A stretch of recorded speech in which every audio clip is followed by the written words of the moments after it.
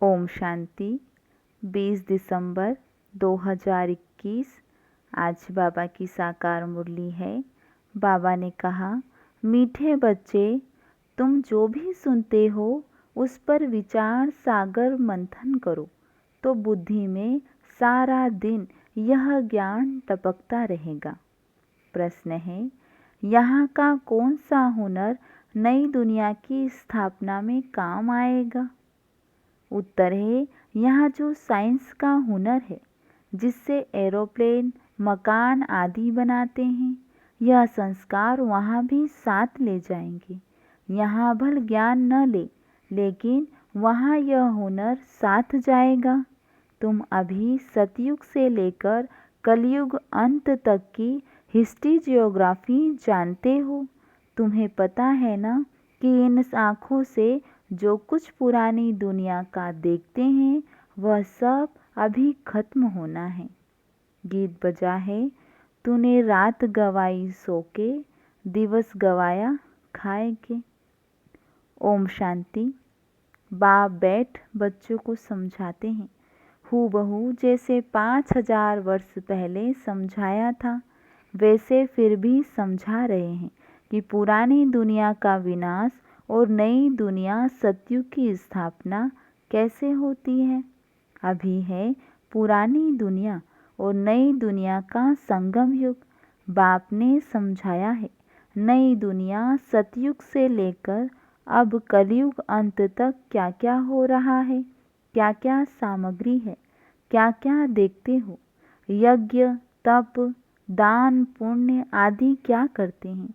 यह जो कुछ देखने में आता है यह कुछ भी नहीं रहना है।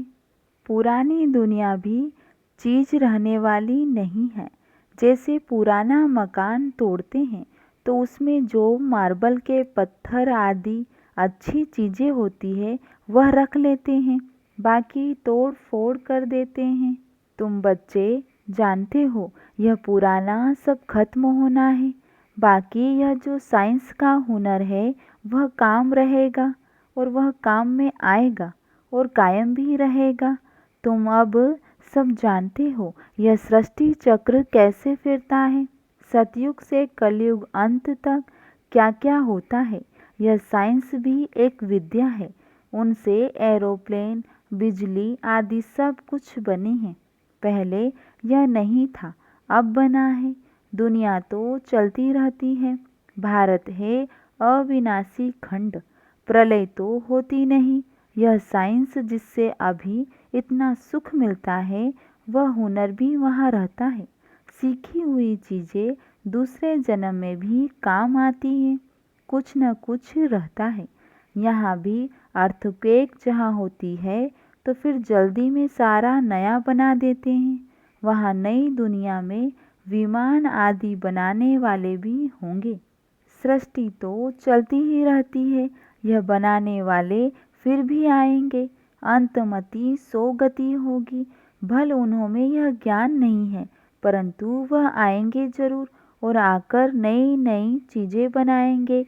यह ख्यालात अभी तुम्हारी बुद्धि में है, यह सब खत्म हो जाएगा, बाकी सिर्फ भारत खंड ही रहेगा। तुम वॉरियर्स हो, अपने लिए योग बल से स्वराज्य की स्थापना कर रहे हो। वहाँ सब कुछ नया होगा। तत्व भी जो तमो प्रधान है वह सतो प्रधान बन जाएंगे। तुम भी नई पवित्र दुनिया में जाने के लिए अब पवित्र बन रहे हो। तुम जानते हो हम बच्चे यह सीखकर बहुत होशियार हो जाएंगे, बहुत मीठे फूल बन जाएंगे। तुम कोई को भी यह बातें सुनाते हो तो वह बहुत खुश होते हैं। जो जितना अच्छी रीति समझाते हैं उन पर बहुत खुश होते हैं। कहते हैं यह समझाते तो बहुत अच्छा है, परंतु जब ओपिनियन लिखने लिए कहते हैं तो कहते हैं विचार करेंगे। इतने में हम होशियार हैं, इतने में हम कैसे लिख दें। एक बार सुनने से बाप से योग कैसे रखें यह सीख नहीं सकते। अच्छा तो लगता है, तुम यह जरूर समझाते होंगे कि अब पुरानी दुनिया का विनाश होना है, पापों का बोझा सिर पर बहुत है, यह पतित दुनिया है, पाप बहुत किए हुए हैं। रावण राज्य में सब पतित हैं, तब तो पतित पावन बाप को बुलाते हैं। यह ज्ञान अभी तुमको है। सतयुग में यह कोई नहीं जानते कि इनके बाद त्रेता आएगा, वहाँ तो प्रारब्ध भोगते हैं। अब तुम बच्चे कितने बुद्धिमान बनते हो। जानते हो, हमको रूहानी बाप पढ़ाते हैं। बाबा है वर्ल्ड ऑलमाइटी अथॉरिटी, वह है शास्त्रों की अथॉरिटी। उन शास्त्र पढ़ने वालों को ऑलमाइटी नहीं कहा जाता है, यह सब भक्ति मार्ग के शास्त्र हैं। बाकी यह जो बाबा तुमको पढ़ा रहे हैं, यह है नई दुनिया के लिए नई बातें। तो तुम बच्चों को बहुत खुशी होनी चाहिए। बुद्धि में सारा दिन यह ज्ञान टपकता रहे। स्टूडेंट जो पढ़ते हैं उसको फिर रिवाइज भी करते हैं, जिसको ही विचार सागर मंथन कहा जाता है। तुम यह समझते हो कि बाबा हमको बेहद की पढ़ाई अथवा सृष्टि के आदि मध्य अंत का सारा राज बैठ समझाते हैं, जिसको तुम्हारे सिवाय कोई समझ नहीं सकते। इसीलिए तुमको बहुत खुशी होनी चाहिए। तुम बहुत बड़े आदमी हो। तुमको पढ़ाने वाला भी ऊंचे ते ऊंचा बाप है, तो तुमको सदैव खुशी का पारा चढ़ा रहना चाहिए। सदैव बुद्धि में यह बातें रिवाइज करो कि पहले पहले हम पावन थे, फिर 84 जन्म ले पतित बन गए हैं। अब ड्रामा प्लेन अनुसार बाबा पावन बना रहे हैं। साधु संत सब कहते हैं कि हम रचना बाप और रचता के आदि मध्यंत को नहीं जानते। तुम जानते हो क्राइस्ट फिर अपने समय पर आएगा। क्रिश्चियन का जैसे सारी पृथ्वी पर राज्य था, अब सब अलग अलग हो गए हैं, आपस में लड़ झगड़ रहे हैं। बाप कहते हैं एक राज्य एक भाषा हो, मतभेद न हो। यह कैसे हो सकता है? अब तो आपस में लड़ झगड़ कर और ही पक्के हो गए हैं। अभी यह तो हो नहीं सकता जो सबकी एक देवताई मत हो जाए। भल कहते हैं राम राज्य चाहिए, परंतु समझते कुछ नहीं है। तुमको भी पहले कुछ पता ही नहीं था, अभी तुम ब्राह्मण बने हो। तुम जानते हो कि हमारा युग ही अलग है।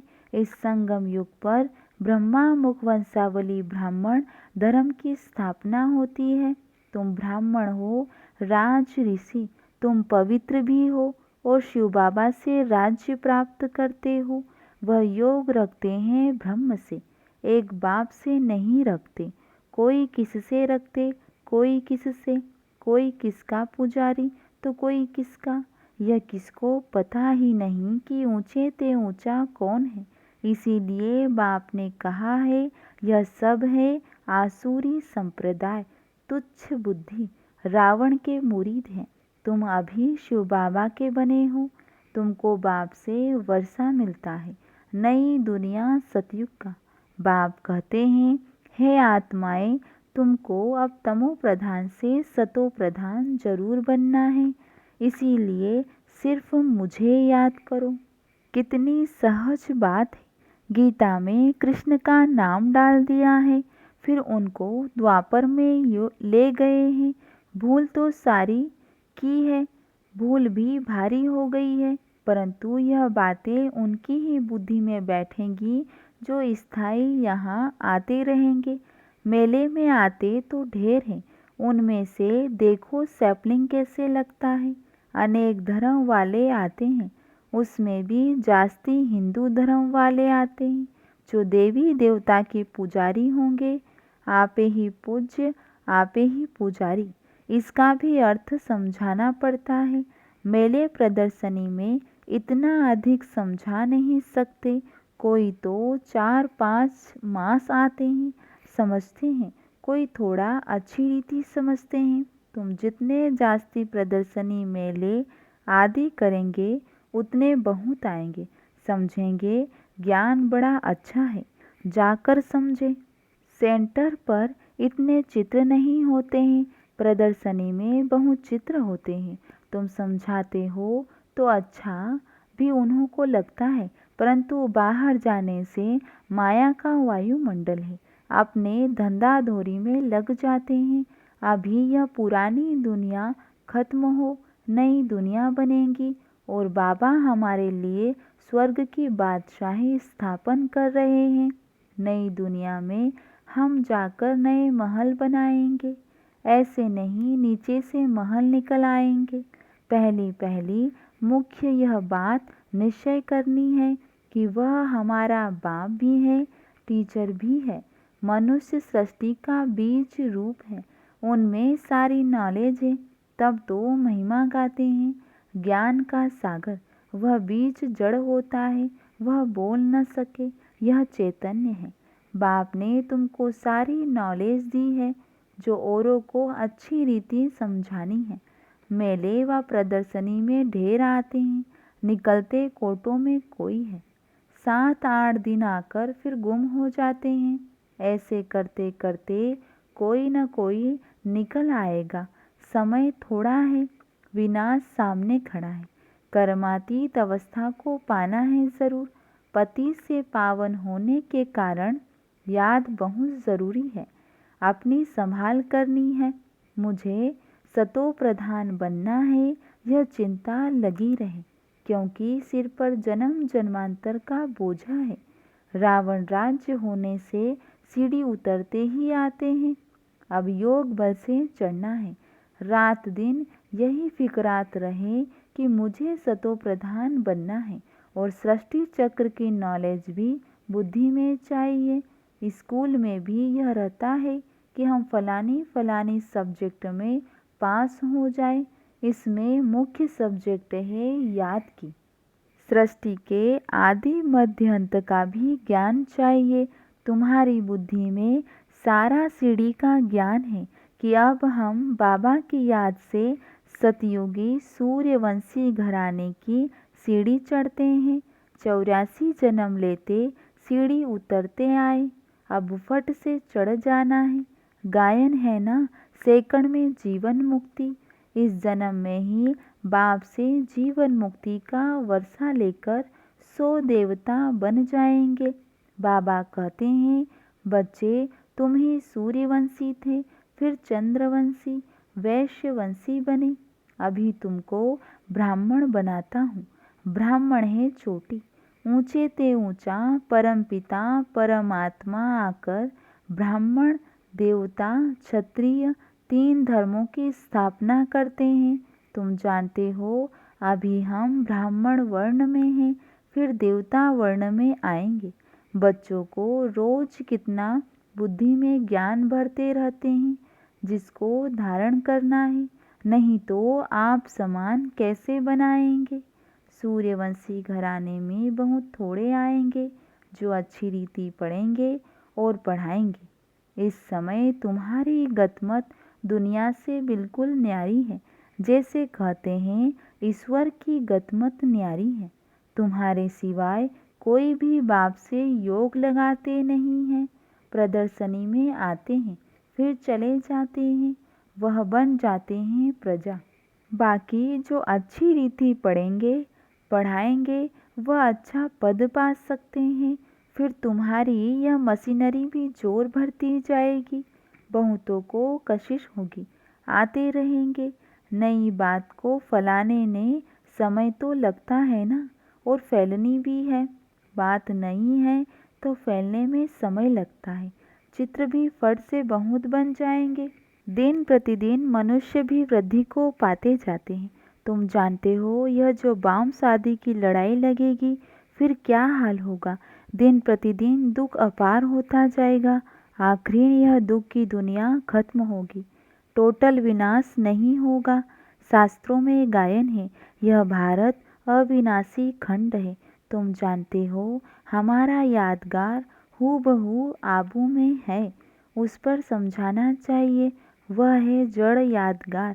यहाँ प्रैक्टिकल स्थापना हो रही है। राजयोग सीख रहे हो वैकुंठ के लिए। देलवाड़ा मंदिर कितना अच्छा बना हुआ है। हम भी यहाँ आकर बैठे हैं, पहले से ही हमारा यादगार बना हुआ है। तुम स्वर्ग की राजाई पाने के लिए यहाँ बैठे हो। कहते हैं बाबा हम आपसे राज्य लेकर ही छोड़ेंगे। जो अच्छी तरह सारा दिन सिमरन करते और कराते होंगे, खुशी भी उन्हों को रहेगी। स्टूडेंट खुद समझते हैं हम पास होंगे व नहीं। लाखों करोड़ों में से स्कॉलरशिप कितने थोड़ों को मिलती है। मुख्य है 8 सोने के लिए, फिर 108 चांदी के, बाकी 16,000 तांबे के। जैसे देखो पॉप मेडल्स देते थे तो सबको सोने का थोड़ी देंगे, कोई को सोने का, कोई को चांदी का। माला भी ऐसे बनती है। तुम चाहते हो गोल्डन प्राइज लेवे, चांदी की लेने से चंद्रवंशी में आ जाएंगे।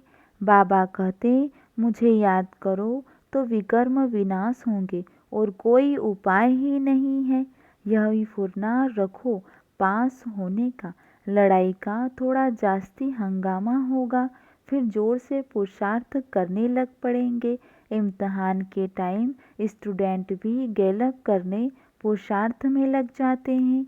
यह बेहद का स्कूल है। प्रदर्शनी पर खूब प्रैक्टिस करते रहो। प्रोजेक्टर से इतने प्रभावित नहीं होते हैं जितना प्रदर्शनी देख वंडर खाते हैं। अच्छा, मीठे मीठे सिखी लदे बच्चों प्रति माता पिता बाप दादा का याद प्यार और गुड मॉर्निंग। रूहानी बाप की रूहानी बच्चों को नमस्ते, और हम रूहानी बच्चों की रूहानी बाप दादा को याद प्यार गुड मॉर्निंग नमस्ते। धारणा के लिए मुख्य सार है। पहला पॉइंट, पुरानी दुनिया का विनाश हो उसके पहले अपनी कर्मातीत अवस्था बनानी है। याद में रह सतो प्रधान बनना है। दूसरा पॉइंट, सदा यही खुशी रहे कि हमें पढ़ाने वाला स्वयं ऊंचे ते ऊंचा बाप है। पढ़ाई अच्छी रीति पढ़नी और पढ़ानी है। सुनकर विचार सागर मंथन करना है। आज की मूल्य से वरदान है, निर्विकारी व फरिश्ते स्वरूप की स्थिति का अनुभव करने वाले आत्माभिमानी भव। जो बच्चे आत्माभिमानी बनते हैं वह सहज ही निर्विकारी बन जाते हैं। आत्माभिमानी स्थिति द्वारा मनसा में भी निर्विकारीपन की स्टेज का अनुभव होता है। ऐसे निर्विकारी जिन्हें किसी भी प्रकार की इम्प्योरिटी, अपवित्रता व 5 तत्वों की आकर्षण आकर्षित नहीं करती, वही फरिश्ता कहलाते हैं। इसके लिए साकार में रहते हुए अपनी निराकारी आत्माभिमानी स्थिति में स्थित रहो। आज की मूल्य से स्लोगन है, जीवन में अतीन्द्रिय सुख का अनुभव करने के लिए विशेष अमृत वेले एकांत प्रिय बनो। अच्छा, ओम शांति।